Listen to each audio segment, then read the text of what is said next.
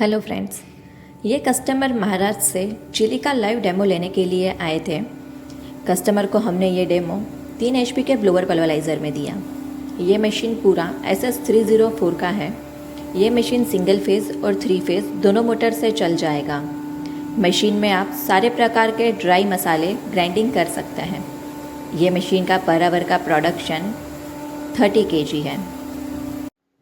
Customer को material का output का फाइननेस बहुत ही अच्छा लगा। इस तरह के मशीन की जानकारी के लिए हमारा चैनल सब्सक्राइब करें और डिस्क्रिप्शन में दिए गए नंबर पर कॉल करें।